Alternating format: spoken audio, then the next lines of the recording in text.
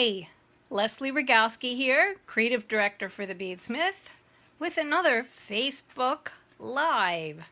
Finishing up with our focus on kite beads, I want to show you how easy it is to make my pennant earrings. Once again, we have a tutorial ready to go with nice, clear illustrations. And like all my other Facebook Lives, you will find the tutorials for free at beadsmith.com/I love beads. And the I love beads section is divided by bead type. So the pennant earrings should be under kite beads and also cymbals, because I chose to use this really cool element called the Skafi 3, 1, 2, 3 legs. That's SKAFI. We have it in the 4 fabulous metal colors, as always: rose gold, regular gold, silver, and antique brass. So I always thought that kite beads look like little flags, and they just nestle together so cool. So the cymbal finding, the Skafi, was actually originally engineered for seed beads, and that's exactly how I'm using it. So I developed a foundation of seed beads through the Skafi, and then just a couple swags of the kite beads. Really, really super easy. All right, so let's get started.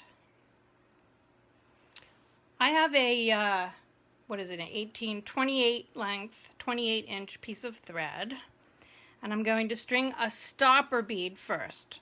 For those of you who might be new, a stopper bead is a removable bead that you put near the end of your length of thread to keep everything that you're working on from sliding off until you get some stitches done.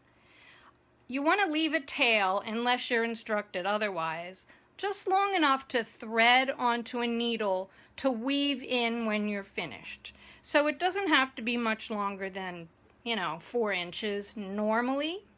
So you string a bead. I'm just stringing one of the size 11s that goes into this project, and I'm sewing through again in the same direction. And this bead slides on the thread. So when you're finished, you'll be able to just pull it right off when the instructions tell you. So again, we have the Skafi 3 cymbal element in rose gold for my demo, which are the purple, shades of purple. Ooh. So we have the darker purple is the polychrome mixed berry, and the sort of lavendery one is pastel lilac. And I like purple and green, so I chose this really cool size 11 AB. It's just an opaque green AB, but it's this nice soft velvety finish to go with the polychrome and the pastel. But you can see in my samples that I've also got splash kites, gold splash jet, silver splash aqua, and then I have opaque and luster. So really, no pun intended for the kites, but the sky's the limit when it comes to mixing and matching your colors for these cool earrings. And I actually did an asymmetrical one for my black and gold. So the inner swag is gold on one and splash jet on the other. See who's paying attention when you wear these. Alright, so I have my stopper bead and my finding, and I'm going to sew from the inside out. So the tutorial says sew out through the leg of the Skafi. And now I'm going to pick up an 11 and my inner color of kites through the wide end. I'm going to pick that up 8 times.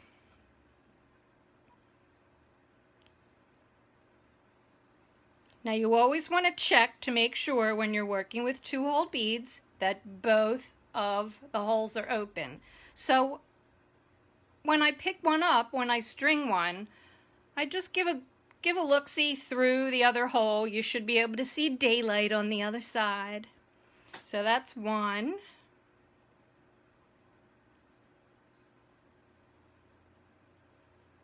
2.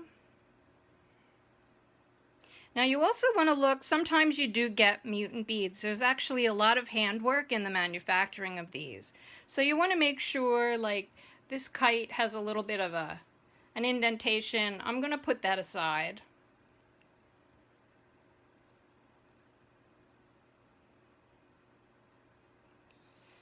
It's very hot here today, and I turned my AC off because it's loud, so my hands are going to stick to all the beads on the thread. 1, 2.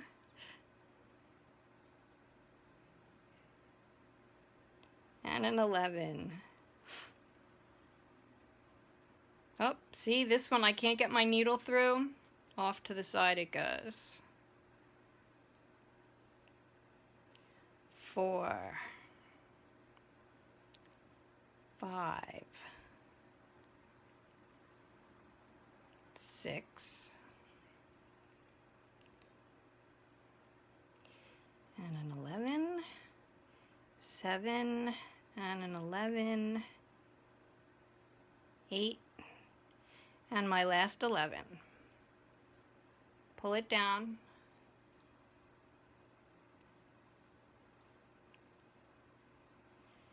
Now remember, I came out of the Skafi, so now on this side I'm going to sew in the leg of the Skafi. And there's the first swag. Pull it up, they'll settle down. I'm ready to string the beads across. Now, depending on the size of your 11s, because there's a lot of variation between manufacturers, you're going to string 6 or 7, I found worked, between the outer leg and the middle leg. So these are pretty smallish for size 11s, but I'll show you how we test it. 1, 2, 3, 4, 5, 6. I'm going to pull 6 up today, and you can see that there's room for another bead there. So I'm going to string another one. 7. Go through the middle leg of the Skafi. And I'm actually using a size 12 needle because it's more flexible. Even though a size 10 will go through the 11s and the kites and the Skafi, when you go back to sew through, sometimes you need a little bit of bendability. Okay, 7 more 11s, and we're going to go through the other leg, the outer leg of the Skafi.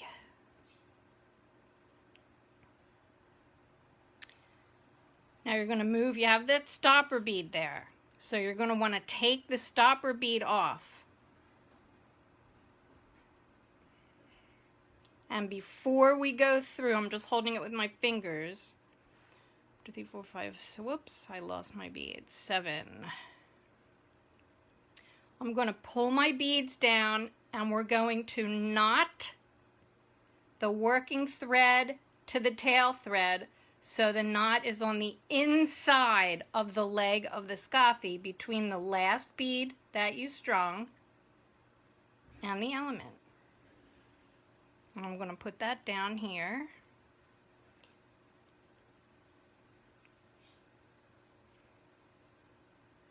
So let's see if I can get that in a little closer.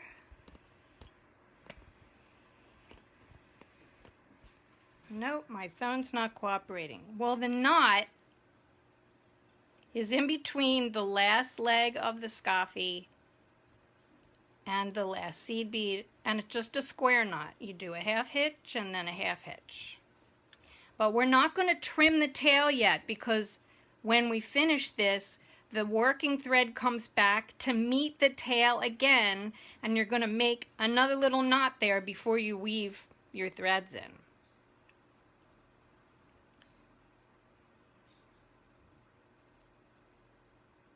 I'm going to pull this up so I'm just pulling it up so it's facing the camera here.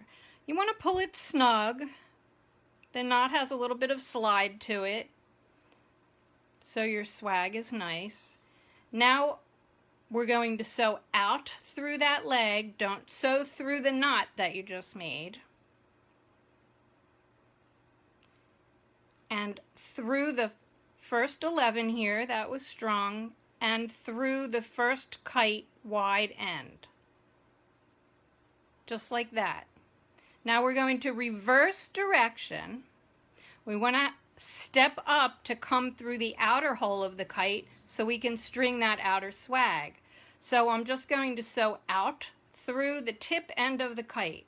And the thread does lay along the inside of the kite there. But it'll be hidden because of two things. One, I chose a dark thread. This happens to be black fireline. But you want to use a thread that's going to be inconspicuous. And also, the other kites are going to come in here. So the thread's not going to show when you do that turnaround. So I've come through and I've reversed direction. I'm coming out the tip. Now we're going to add our little rivet beads because we want to turn around and go back this way. So I've strung an 11 and I'm sewing back through the tip. So that allows me to come and do another row. And I'm going to pick up the lilac kites through the wide end again. No size 11s in this step.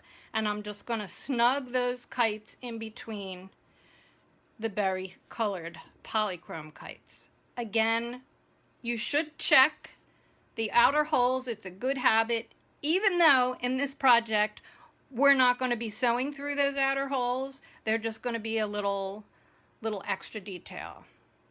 So I've picked up my kite through the wide end in my second color and sew through the next one. And we're going to repeat that across the row.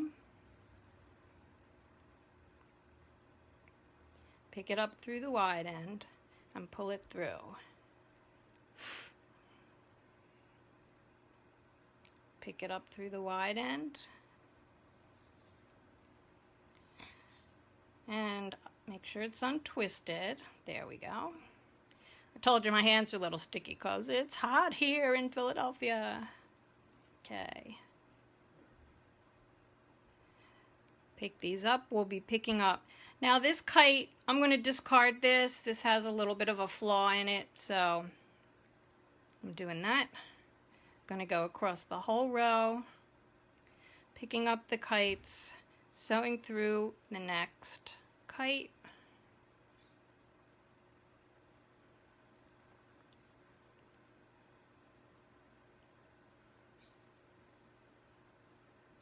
But you can see why checking both holes when you work with 2-hole beads is important, because if you got to a bead now and couldn't get through the hole, you'd have to undo everything to replace that bead.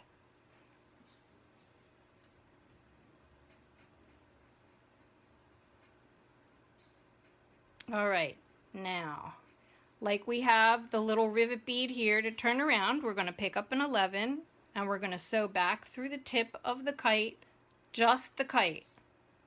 And you're going to want to pull this snug, and here's a little tip. If you hold on to the 15,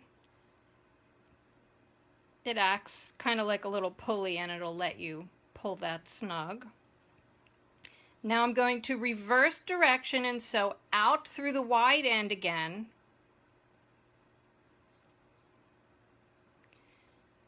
And now I'm in position to go through all of these beads that we added along the cymbal element to meet the tail thread. And I'm going to knot that. Now be careful when you do this. You don't want to skip any beads because it will make the line of beads look wonky if you do. So you're going to go through the 11 on the outside and the leg of the Skafi.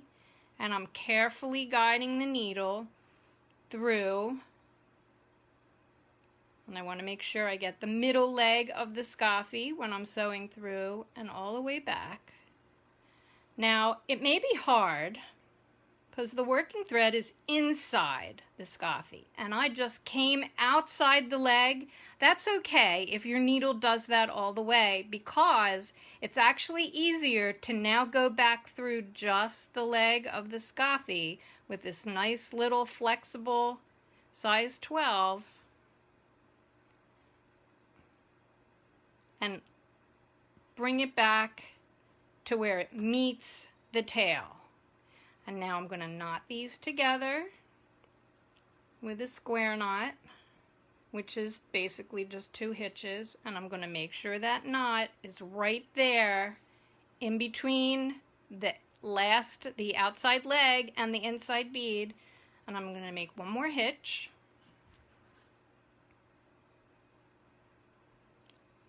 Now you can weave your ends back through and put an ear wire on, and you're done. Ta-da! It's sort of a popular consensus at the BeadSmith, me and Leslie Pope, Team Leslie, that copper goes very well with rose gold if you can't find rose gold. So I have my little fishhook ear wire, and I'm just going to open up the hook a little bit so I can slide my ear wire on. Just slightly bend it with my fingers, bring it over through the Skafi loop, and then just squish it back. That's it, you guys. What do you think? Pretty easy, pretty fun. Like I said, you can play with so many different colors of the kites. You can do the asymmetry just by alternating the colors between the inner swag and the outer swag. So these are the Pennant earrings with kite beads and the Skafi 3. The tutorial's here for you, already online thanks to our fabulous graphics divas. Charlotte, Maria, shout out to you guys for having them up in time for the Facebook Live. Also, remember that Facebook Live is now going to every other week, because go figure, we have so many other things that we're working on that we're going to fill in the every other week. But we'll be back next time with a very cool new finish. I'm not going to spoil the surprise. Remember, you can find the Cymbal metal elements and kite beads and all kinds of other wonderful quality BeadSmith beads, tools, and supplies at your favorite bead reseller. So, happy July 8th, happy beading, fly your pennant earrings. We love beads. See ya.